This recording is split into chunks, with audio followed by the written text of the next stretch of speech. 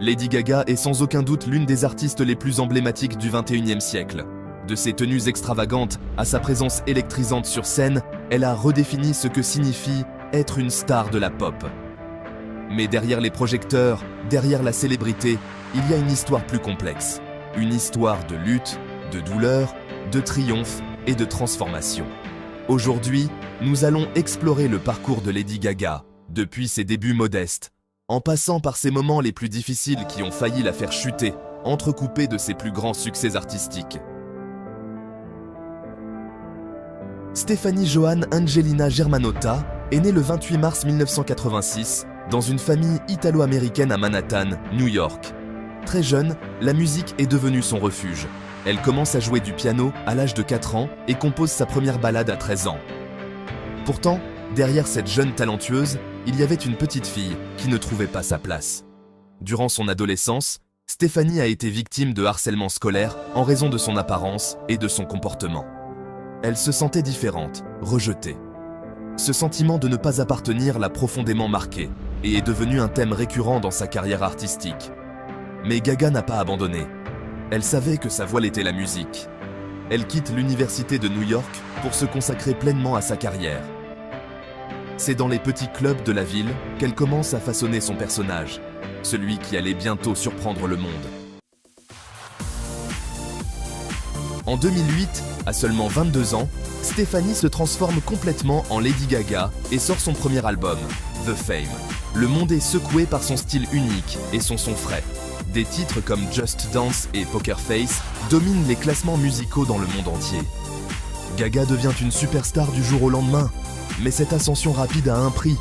Lady Gaga est au sommet, mais elle commence déjà à se sentir piégée par la pression de rester constamment sous les feux de la rampe. Cela deviendra un thème récurrent dans sa carrière, l'équilibre entre la célébrité et le besoin d'authenticité.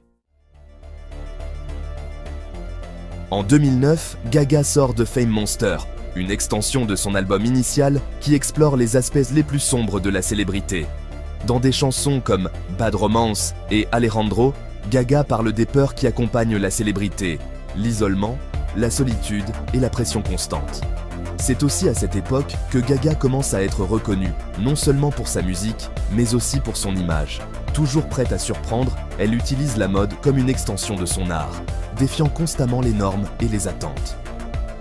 Mais en coulisses, les choses n'étaient pas aussi parfaites. Le succès massif de Gaga s'accompagne d'une pression émotionnelle énorme.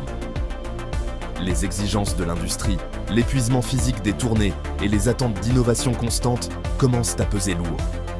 C'est à ce moment-là que Gaga commence à lutter intensément contre des problèmes de santé mentale. En 2014, Lady Gaga partage avec le monde un sombre secret qu'elle gardait depuis des années. À l'âge de 19 ans, elle a été violée par un producteur de musique. Pendant longtemps, elle a gardé ce traumatisme secret, affrontant en silence la douleur et les séquelles psychologiques. Cet événement lui a causé un trouble de stress post-traumatique, SSPT, une bataille intérieure qu'elle a partagée publiquement depuis. Dans des interviews ultérieures, Gaga a évoqué la profonde angoisse que cet événement lui a causée et comment cela a affecté son identité. Mais au lieu de laisser ce traumatisme la détruire, Gaga l'a transformé en moteur pour son art et son activisme. La musique est devenue un outil pour guérir. En 2016, Gaga interprète Till It Happens to You aux Oscars, une chanson écrite pour le documentaire The Hunting Ground, qui aborde les abus sexuels dans les universités. La performance est l'un des moments les plus puissants de sa carrière, et cela a consolidé sa position en tant qu'activiste courageuse et engagée.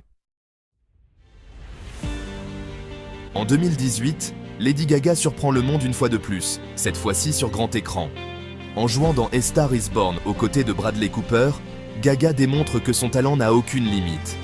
Elle interprète Ali, une chanteuse en devenir qui lutte pour trouver sa place dans l'industrie, un rôle qui résonne profondément avec son propre parcours personnel. Le film est un énorme succès et la chanson Shallow devient un hit mondial, remportant l'Oscar de la meilleure chanson originale. Pour beaucoup, c'est le sommet de sa carrière artistique, mais pour Gaga, c'était aussi un moment de grande vulnérabilité. Dans des interviews, elle avoue que le succès du film a été émotionnellement écrasant, car l'histoire d'Ali reflétait beaucoup de ses propres luttes avec la célébrité et l'identité. Au-delà de la musique et du cinéma, Lady Gaga utilise sa célébrité pour aider les autres.